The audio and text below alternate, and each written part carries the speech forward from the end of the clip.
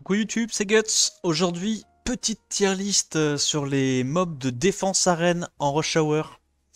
Donc évidemment, tu vois que cette liste contient pas mal de monstres. Je vais pas expliquer le pourquoi du comment sur tous les monstres, mais on va aller dans les grandes lignes. Alors on va commencer directement de haut en bas. Donc on voit que c'est une méta qui est quand même principalement orientée autour des Light and Dark. Qu'est-ce qu'on retrouve au sommet de cette hiérarchie? Évidemment, Tianlang. Bon, il est complètement broken en Def Arène depuis quasiment qu'il est sorti.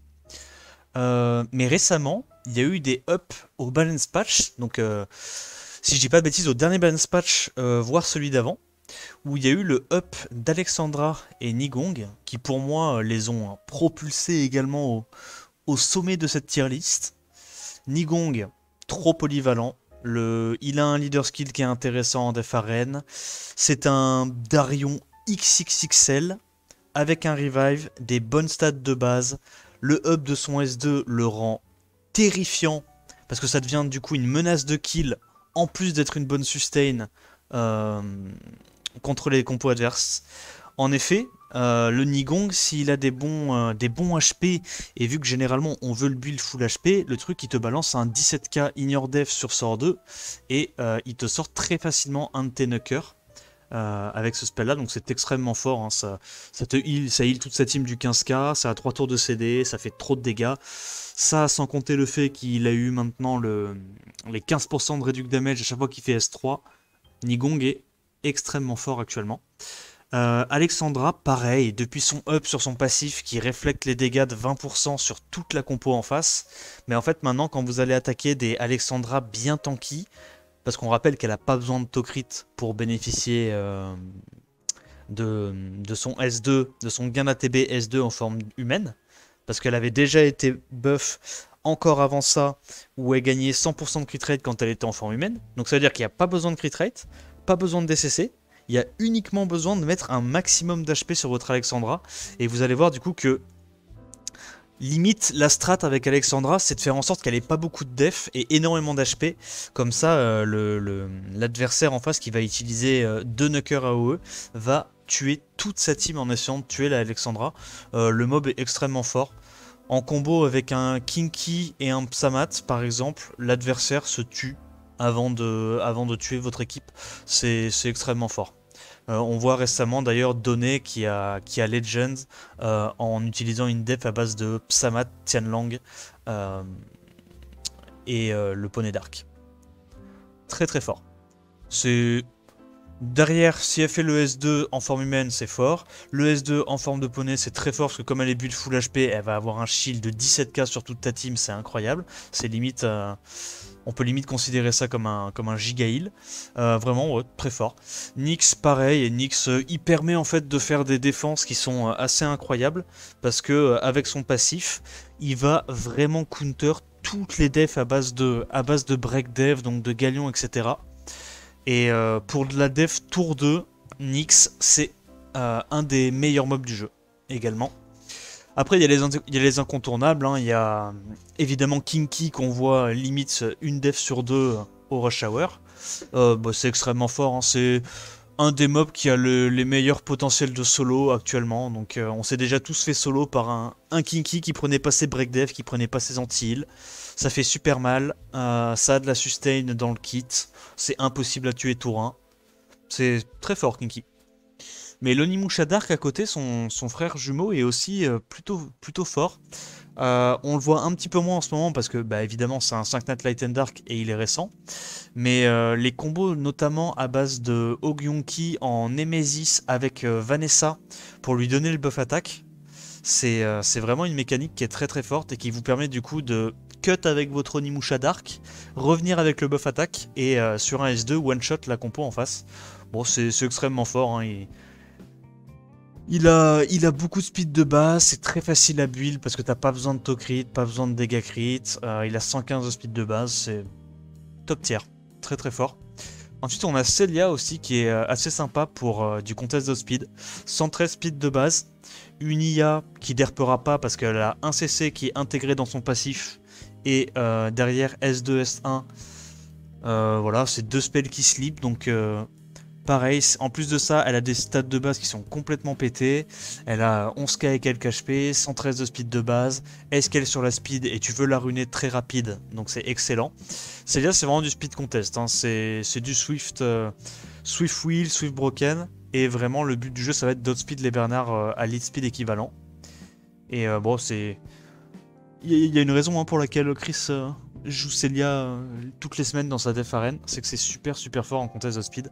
Et puis l'avantage c'est que non seulement c'est fort en contest de speed, mais en plus derrière il y a beaucoup de dégâts sur le S1 qui se casse sur la speed et il y a beaucoup de CC si la personne, si le combat dure un petit peu trop longtemps et que tu bruises. Le dernier de la catégorie Legends pour moi c'est Nana. Donc Nana c'est la sorcière Dark, extrêmement fort en Def Arena. En fait, l'avantage du monstre, c'est exactement le même que pour Nigong et Elena, et Alexandra, pardon. C'est que c'est des mobs que tu builds full HP, pas un pet d'autocrit, pas un pet de DCC, et derrière, t'as des dégâts de fou furieux. Donc Nana, en gros, son passif, c'est à chaque fois qu'elle joue, elle met des effets nocifs aléatoires sur toute la team en face, et à chaque fois qu'elle tape avec son S1 ou son S2, elle absorbe jusqu'à 20% de ses HP max sur les adversaires. Donc ça veut dire que si tu la build full HP, elle va mettre des lourds 15k absorption d'HP, donc c'est in your def, c'est comme Nigong. Et en plus de ça, vu que c'est une absorption HP, elle va regagner des HP. Donc non seulement elle fait très très mal en in your def, en ignorant l'élément et en n'ayant aucun prérequis offensif pour faire très mal. En plus de ça, elle met des debuffs, donc ils peuvent être embêtants, hein, anti-heal, glancing, etc. Et derrière ça, elle se sustain très très fort, parce que comme elle fait 20% de ses HP max chaque tour, bah, il suffit que forcément elle proc un petit peu, puisque tu la mets en vio, et derrière elle peut se remettre full life sur un proc. Entre 1 S2, 1 S1, elle se régénère quasiment 60% de ses HP, et c'est extrêmement fort. Ensuite, on a la catégorie juste en dessous, qu'on va appeler top tier. En premier, pour moi, il y a Nana. Nana, c'est extrêmement fort dans la méta actuelle, hein. Ça permet à vos défenses d'être très résilientes. Le fait que tu ressuscites tes alliés avec 60% des HP et leur ATB actuel, donc ils avaient au moment de mourir, c'est extrêmement fort, parce que du coup, bah, si tu runes des mobs en Nemesis et qui se font pas tuer d'un coup, bah, tu reviens avec full ATB, 60% des HP et tu peux rejouer. Nana, ça marche extrêmement bien en combo avec Vanessa et Kinky. Vanessa, Kinky, Savannah. C'est vraiment les mobs avec lesquels ça marche extrêmement bien. Narsha, évidemment, c'est la même logique que Savannah. En gros, l'idée, c'est que tu vas tanker le tour 1 grâce à la Nana. La Beast Rider va se faire dismount, va se mettre en position humaine sans sa monture, va avoir ses dégâts augmentés, va potentiellement one-shot sur un S2, un des Nuckers en face, donc au hasard, qu'est-ce qu'il y a comme Nucker squishy? Il y a du Psamat, il y a de la Julie, du Lucienne, etc. Et une fois qu'elle aura one-shot ça, la Nana va regagner un stack, et si tu veux pouvoir tuer la Beast Rider, et alors soit il faut gérer encore une fois la vie de la Nana qui est runée en full tank, soit tu dois tuer la Beast Rider et elle se réanime avec, sur sa monture, donc avec 2 vies au lieu d'une, c'est extrêmement fort. Donc ensuite, on parlait des Beast Rider, évidemment Savannah, Beast Rider élémentaire la plus forte de la méta. C'est un excellent CC dans vos défenses parce qu'il vous permet d'avoir un potentiel offensif avec le break def et en plus de ça, de cycler avec la réduc ATB et le buff speed sur votre team. En plus de ça, on peut pas la one-shot grâce à sa monture. Non, vraiment, Savannah, c'est extrêmement fort. Ça combotte très très bien avec les revives, en plus de ça. Donc tout ce qui est Vanessa, Nana. Parce qu'elle revive avec 2 vies au lieu d'une, entre guillemets. Narsha, même logique que Savannah. Sauf qu'au lieu d'avoir l'emphase sur le CC qui est apporté par Savannah, là on est plus sur de la nuke T1. Mais c'est la même logique, c'est extrêmement fort avec les revives. Côté Pontos, bon, j'ai pas besoin de vous décrire le kit du mob. Lead speed permet de cut en Nemesis et du coup d'apporter une invulnérabilité sur toute ta team pendant 2 tours, c'est insane. Derrière, il a un CC fiable 100% qui peut pas glance vu qu'il est light de 2 tours en AOE, extrêmement fort. Il a des bonnes stats de base et évidemment, pour moi, Pontos scale vraiment bien avec Alphas. Le combo Pontos-Alphas, le fait de mettre une invulnérabilité pendant 2 tours sur Alphas qui du coup va activer son passif, extrêmement fort, c'est vraiment un bon combo. On a Valentis aussi qui est intéressant. Valentis, l'avantage c'est que c'est un stripper, mais il apporte également beaucoup de CC de lui-même. Donc voilà, entre son taunt, le fait qu'on le mette en despair, le fait qu'on le mette, qu'il apporte le glancing aussi AOE, c'est un mob qui est extrêmement intéressant. Et en plus de ça, il peut cut avec son passif s'il est suffisamment rapide. Voilà, donc Valentis, bon mob. La meilleure capote, enfin les deux meilleures capotes accessibles, on va dire en dehors de Nana dans cette méta, c'est Vanessa Abelio. Donc Vanessa, je pense que c'est un des meilleurs lead speed du jeu actuellement en Def Arène, avec évidemment Pontos. Bah, Vanessa, ça vous permet d'avoir des compos qui peuvent survivre tour 1 pour derrière faire en sorte que vos healers Nemesis puissent soigner l'intégralité de votre compo. Donc Vanessa très très fort, ça a un bon lead, un bon passif. Depuis qu'elle s'est fait up sur le S2, le cooldown de son S2 qui est passé de 3 tours à 2 tours, ça lui rajoute encore plus de potentiel offensif. Non, vraiment, Vanessa, pour les gens qui ont des defs élémentaires, c'est un des meilleurs mobs qu'on peut vouloir. Abelio, pareil, pour moi c'est le meilleur healer Nemesis qui n'a pas besoin d'être en Nemesis. Donc c'est ça qui est incroyable avec le monstre. C'est qu'en fait, il remplit la fonction d'un healer Nemesis, sauf qu'avec lui, vous pouvez vous permettre d'économiser le Nemesis comparé à un Ariel, une Praha, des Louise, des mobs comme ça.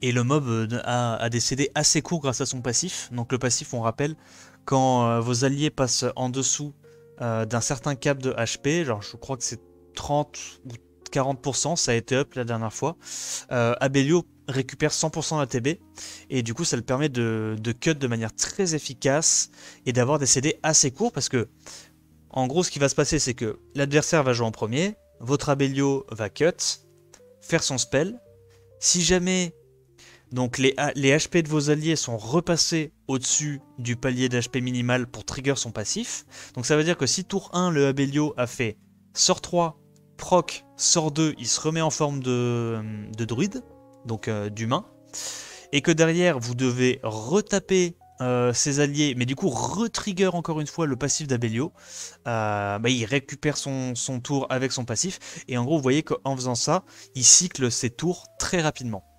On s'est tous déjà fait oblitérer par un Abelio qui proc tous les tours. C'est vraiment très très fort. En plus de ça, bon voilà, l'avantage par rapport à un Ariel, c'est qu'on a beaucoup plus de CC. On a du taunt sur le S3 et on a du stun 50% sur le S1, donc c'est vraiment super sympa. Un des meilleurs CC AOE de la méta, et surtout CC AOE dans les compos tour 2, évidemment c'est Karnal, hein. Lead HP 44%, c'est extrêmement fort. Il a des stats de base très tanky, il a beaucoup de CC dans son kit, tout en ayant des dégâts qui sont vraiment corrects. Karnal. Pour du CC tour 2, donc tour 2, c'est-à-dire on met pas du tout de lead speed dans la compo. On tank le premier tour, on rebound. Et Karnal, c'est un des meilleurs CC qu'on puisse vouloir. Extrêmement fort. Stripper AOE, accessible, Triton. Quand je dis accessible, évidemment, c'est non Dark and Light. Très bon mob. Base speed très élevé, donc on va difficilement pouvoir outspeed une def avec un lead 33 Triton. Derrière, le mob est assez tanky, a du CC sur le sort 2, donc disons que le mob n'est pas inutile passer le tour 1, même si évidemment il a un tour 1 qui est très fort. Le seul truc qu'il faut faire attention avec Triton quand on le joue, c'est qu'il faut bien faire en sorte qu'on ait un CC qui soit speed tune derrière le Triton. Parce que si on réduit la TB de tout le monde de 25%, mais que derrière on a rien qui est speed tune et que le boost ATB en face prend le tour, on a quand même perdu. Donc faut faire attention à bien speedtune vos mobs CC ou vos menaces après le Triton. Gelnir, extrêmement fort. Hein. Gelnir, pareil, hein, pour les défenses très tanky. C'est pas vraiment un mob qu'on utilise en défense tour 1, c'est plus de la défense tanky tour 2, le Gelnir. Voilà, bon, c'est très fort, hein, ça permet, si vous avez des mobs suffisamment tanky pour résister le premier coup, de les remettre full life. Derrière, bah forcément, ça se stack assez facilement parce qu'on est obligé de mettre des buffs attaques sur nos mobs en offense arène si on veut faire des offenses rapides. Donc les stacks, il les aura d'office. Et voilà, c'est un excellent mob de stall. Ça heal beaucoup. C'est facile à build parce que t'as pas besoin de le mettre en Vio. Ni en Despair, c'est un bon mob. Ensuite, on va rentrer dans la catégorie des good. Donc là, on va dire des mobs qui sont bien, mais vraiment moins game changer. Hein. Là, vraiment, les deux premières catégories en arène, c'est vraiment du game changer. Hein. C'est très très fort. C'est vraiment ce genre de mobs qui vont vous permettre de faire des devs qui peuvent potentiellement legend. Là, dans toute la tier list, même avec les catégories de mobs jusqu'à la débrouille, si vous avez des bonnes runes, c'est possible de G3 avec. L'intérêt, c'est juste qu'il y a un gap qui est énorme entre une dev qui peut G3 et une dev qui peut Legends. D'où la première catégorie qui s'appelle Legends, parce que si vous n'avez pas ce genre de mob, ça va être très compliqué de pouvoir faire du Legends de manière stable, récurrente. Donc troisième catégorie, Ritesh, excellent mob à potentiel de solo. Depuis le up du cleanse sur sort 2 et du break, enfin du buff def sur sort 3, le mob est vraiment très très bon. En mob vent, je pense que c'est le meilleur mob vent pour du potentiel de solo. Il y a de la sustain, il y a du contrôle avec le S1, il cycle avec le S1 aussi qui lui donne le buff speed. S3 extrêmement bon. Derrière, les stats de base pour de la tankiness, c'est incroyable. Hein, on parle de 13k HP, 600 et quelques de dev, donc c'est très facile de tanker le tour 1 avec lui. L'avantage de Ritesh, c'est qu'on peut le jouer soit dans les compos tour 1 avec de la Vanessa, soit dans des compos plutôt tour 2, voilà, pour tanker avec du lead HP. Petite remarque sur Ritesh. Le combo Abelio-Ritesh marche extrêmement bien. Parce que le fait que le S3 de Ritesh mette Break Def, Buff Def, ça va faire que votre Abelio, même en étant runé full HP, full tank, va mettre des vrais claques sur S2. Et ça va augmenter drastiquement le potentiel de kill, ce combo des deux. C'est très fort. Ensuite, c'est Ariel. Ariel, Healer Nemesis. Bon, voilà, depuis son up, depuis qu'il clean sur son S3 et qu'il met le buff def sur son S2, c'est des petits ups. C'est un bon support pour stall. Je lui préfère Abelio, mais en gros, Ariel, c'est une version avec moins de CC, plus de heal qu'Abelio. Excellent mob. Moi, c'est celui que j'utilise le plus souvent parce que j'ai pas Abelio. Nikki, très bon mob. On a vu Shezou qui avait fait Legends avec ça, avec une def à base de Nikki. L'avantage de Nikki, c'est qu'on peut s'en servir comme healer Nemesis dans vos compos. Mais en plus de ça, ça a énormément de dégâts de base avec le S3, qui se met le buff attaque et qui multi-hit la compo en face. En gros, l'idée, c'est que votre Nikki, elle va avoir donc, si elle cut, elle va avoir soit un S3 qui peut vraiment oblitérer la compo en face avec des artefacts multi-hit, ou alors un S2 qui va heal votre compo et vous cleanse. Donc c'est une bonne option quand on veut jouer de la... C'est plus un support qu'on joue dans une compo de T1 par contre, avec de la Vanessa. Kikan Dasheng, excellent CC, bonne speed de base, excellente stat défensive, un S3 qui CC, un S2 qui CC. Bon, il n'y a rien à dire, hein, le mob est bien. C'est plutôt le genre de CC qu'on privilégie pareil dans une défense tour 1. Donc comme Savannah par exemple. Zerat, mob très polyvalent. Énormément d'HP de base, donc très facile à faire tanker le tour 1. Il a un S3 qui fait énormément de dégâts. Il a un S2 qui heal et cleanse ta team sur un CD de 3 tours. C'est plutôt un mob qu'on va privilégier pour des... Alors, évidemment, il y a l'archétype Vanessa, Zerat, Rakuni plus 1, où en gros l'idée c'est que votre Rakuni va être en Suisse, va faire jouer le Zerat, et le Zerat va mettre un 25 AOE et va one-shot la compo. Donc ça c'est l'archétype qu'on voit le plus souvent. Mais Zerat peut aussi être joué dans un archétype plutôt tour 2, par exemple avec du Karnal, de la Nana comme on a vu récemment, Kisaki faire ça dans ses def arènes. Et ça reste un excellent mob, c'est très polyvalent, il y a du heal, beaucoup de dégâts, des stats de base complètement pétés pour survivre au tour 1. C'est un bon mob. Molly, c'est le healer avec le facteur RNG. Voilà, donc généralement on a une base solide de 3 premiers mobs, et puis Molly, ça s'intègre assez bien dans les compos en last. Que ce soit en compo tour 2 ou en compo tour 1, c'est un bon mob. C'est une sustain fiable, et ça rajoute un facteur RNG grâce à son passif de glancing AOE sur les teams ennemis. Très fort. Eludia. Alors, Eludia, il n'y a pas encore beaucoup de gens qui se rendent compte à quel point Eludia a un bon potentiel en def arène.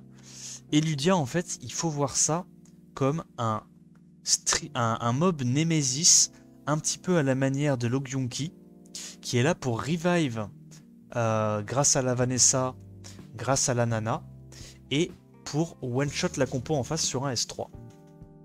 En gros, l'idée, c'est que la Eludia, vous allez la jouer en Nemesis, la personne en face va tuer votre Eludia avec un sort AOE, ça va proc le Nemesis, vous allez ressusciter donc avec la Vanessa ou avec la Nana. Si derrière vous n'êtes pas sûr d'avoir assez de speed, un petit artefact jauge attaque après revive, la Eludia cut, S3, il strip, il pose le break def, il fait les dégâts, il met très facilement un 20k, 25k AOE, ce qui suffit à tuer tous les knockers de la team d'en face. Bon mob. Alphas, bon, Alphas c'est un bon leader skill, il a un petit potentiel de solo, on s'est tous déjà fait avoir par un Alphas qui s'est jamais fait break, enfin qui s'est jamais fait strip et jamais fait anti-heal. C'est un bon mob. Généralement c'est plutôt pour de la def tour 1 que de la def tour 2, Alphas cela dit. Eleanor, depuis son up, bon c'est un peu la même logique que Molly. 15% de chance de glance pour l'équipe ennemie, 15% de chance en plus de réduire les crits. Il y a de l'immu, il y a de la sustain, c'est un mob que tu builds très tanky, qui a des bonnes stats de base. C'est un petit peu le top tier en RNG, quoi. Molly et Eleanor, c'est vraiment pas mal. Ensuite, la prochaine catégorie, c'est les playables. Donc vraiment, c'est les persos qu'on peut jouer, mais qui sont clairement pas top tier, pas dans le haut du panier. Voilà, donc il y a de la Pra, de la Lydia, Léo qu'on avait revu un petit peu il y a 2-3 mois en Def Arène. Il y avait eu une méta à un moment Léo qui permettait en fait d'économiser de la speed sur tous vos mobs pour se concentrer uniquement sur la tankiness, donc pour de la Def Tour 2. Sekhmet. On essaye de profiter de son awake speed pour aller reset par exemple les Tiana en face ou les knockers qui nous embêtent un petit peu en mob vent, donc c'est un contest de speed. Ryuo, ça reste toujours bon. En fait, Ryuo, on le voit principalement en def arène avec des Tianlang, donc c'est pour ça que moi je l'ai pas mis plus haut. C'est parce que lead 24% pour speed contest, c'est pas suffisant. Pour moi, le seul endroit où on le voit vraiment, c'est dans des défenses avec du Tianlang. Donc c'est très fort avec du Tianlang, mais ça justifie pas qu'il soit plus haut dans un tier list pour moi. Wusa, bon contest de speed. Le problème, c'est que le counter est évident. Le counter, c'est prendre une offense d'arène qui n'a pas de will. Alors évidemment, on peut jouer autour de ça avec son Wunsa. Hein. Si on a par exemple un CC qui est Spituno Wunsa, même si c'est très dur parce qu'il faut 2 sets Swift excellent, ça peut se faire. L'avantage sinon du Wusa, quand on a d'autres LD comme par exemple Alexandra Kinky, c'est que c'est un stripper qui fait beaucoup de dégâts. Tour 1, s'il est assez tanky, il va pouvoir mettre un 6-7k AOE, donc mettre les knockers en face midlife. Et si les knockers en face sont midlife et que derrière, par exemple, vous avez un Psamat en rage qui tape extrêmement fort, un Kinky, une Alexandra, des trucs comme ça, même si le mec joue en face, le fait que tous ces mobs soient midlife, ça peut très rapidement le faire perdre. Bon, ensuite, il y a tout ce qui est Acroma, Artamiel, Ragdoll, on en voit de temps en temps. C'est des devs qui peuvent loger 3, mais bon, c'est pas incroyable. Neftis, pareil. En fait, ce qui est très fort avec Neftis la plupart du temps, c'est son lead 24. Sauf que lead 24 en arène, c'est pas suffisant. Lead 24 pour speed contest, c'est pas suffisant. Bon, ça reste quand même un bon CC, mais c'est pas ce qui se fait de mieux. Kumar, c'est un mob polyvalent. Il y a du cleanse, il y a du CC, il y a de la sustain. Bonne stat de base. On lui préférera quand même son frère Ritesh. Camille, c'est vraiment pour de la stall def. C'est un mob qui est là pour tanker le tour 1, mais bon. Depuis que les Onimusha sont sortis, je trouve quand même que le mob est un petit peu plus en retrait dans la méta par rapport à avant. Ensuite, la brochette Azima, Rika, Belenus, Sagar, même Shampoing, Charlotte, c'est vraiment des mobs que tu peux jouer en CC en last, dans une compo avec lead speed, stripper AOE, into une sustain et un CC par exemple. Bon, c'est des mobs qui sont jouables mais qui sont pas top tier. Et l'Adriel, c'est plus pour de la compo stall tour 2. Bonne stat de base. Le revive de toute ta team est très clutch. C'est un bon mob. Brandia, c'est si jamais on n'a pas de lead HP intéressant comme Karnal. Ça vous fait une autre menace feu avec des bonnes stats de base, lead HP 44 et un potentiel de kill entre S2 et S3. C'est pas à sous-estimer, Brandia. Ensuite, bon, pareil, hein, si on est en dèche de mob feu, il y a du Rakan, du Perna, ça fait toujours des menaces feu qui peuvent être intéressantes pour aller gérer les Luciennes si vous voyez que votre def arène se fait trop facilement Lucienne. Woolyong, lead speed, buff ATB, pour de la def tour 1, c'est pas horrible. C'est plutôt des defs, on va dire G2 que G3. Laura, pardon. Laura, ça reste un petit peu à la manière d'un Wusa, un mob dont il est très très facile d'outspeed avec, parce qu'elle a 120 de speed de base. Derrière, elle a un sort 2 qui est également un CC qui est intéressant.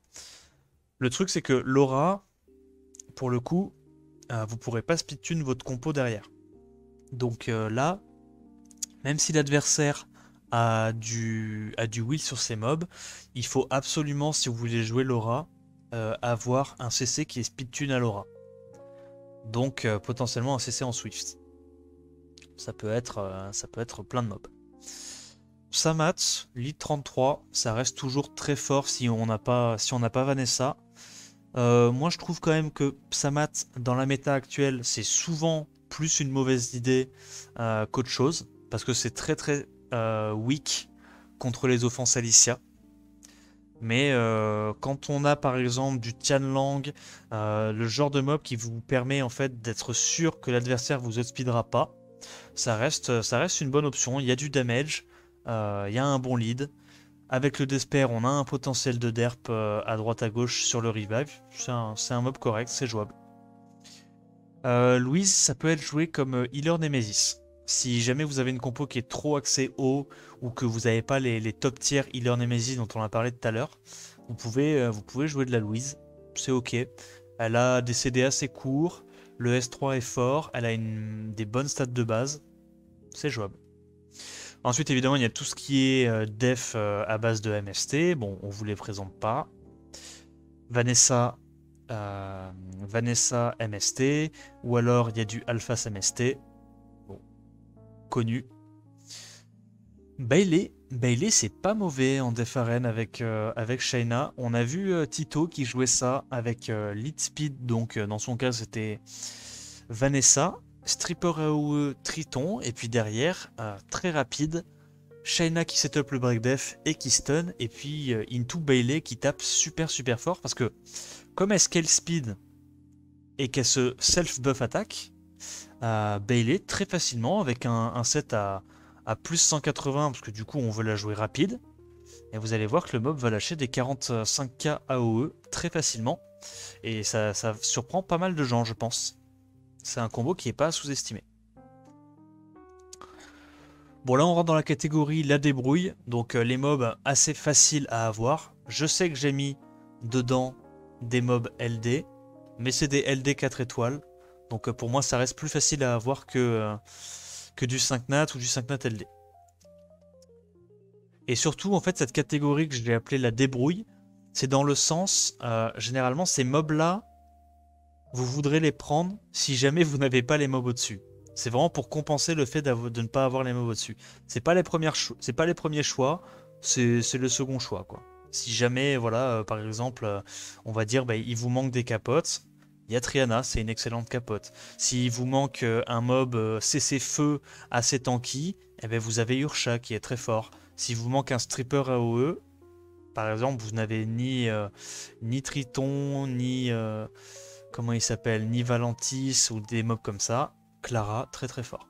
Bon, ça vous les connaissez. Antares, c'est un bon bruiser feu. L'avantage d'Antares, c'est qu'il counter les teams Tiana. Donc si vous avez une def qui est très très encline à se faire taper par Tiana, Antares fait le taf. Yunu, pareil, potentiel de solo, ça counter assez bien tout ce qui est Julie, Psamat et les trucs comme ça. Pas mauvais. Par contre, le problème de Yunu, c'est que ça se fait counter par, depuis le up, Grogen et les offenses à base de Mephisto. Donc, pour pas vous faire avoir par les offenses à base de Mephisto, il faut que le reste de votre team soit très très très tanky. Comme ça, ok, il tue Yunu tour 1, mais derrière, il n'a pas le DPS pour tuer les 3 autres. Jeanne, excellent CCAOE. Lulu, vous pouvez vous la jouer, Lulu et Vigor, comme des healers en Nemesis, si jamais vous n'avez pas les 5 nats. Pareil pour Belladéon. Rina, bon, évidemment, Rina, Dagora, Darion, ça c'est plus des mobs pour stall. Donc Dias aussi rentre dans ce cas de figure, Sonora aussi, Wadam aussi, pardon. C'est des mobs vraiment pour stall, gagner du temps. Ensuite, les Verdés, ça c'est vraiment plutôt pour aller counter des offenses Chun-Li. Donc des offenses à base de Shiwu, ça peut se faire. Si jamais vous avez un set très très très tanky en triple revenge sur un Verdé. Bon, c'est vraiment du système D, mais ça peut être jouable. Pareil, donc comment elle s'appelle? Chloé, lead speed, heal et invulnérabilité. C'est un peu le le frère de, enfin, la sœur de Pontos. Ça reste jouable. Miael, bon healer en Nemesis. Généralement, c'est Miael, on la voit plutôt avec des teams autour de Artamiel. Mais elle a quand même un bon heal et un bon kit overall. Bon, tout ce qui est Yona, Rakuni, bon, vous avez compris l'idée, quoi. C'est vraiment des mobs qu'on joue pour remplacer des healers tour 2.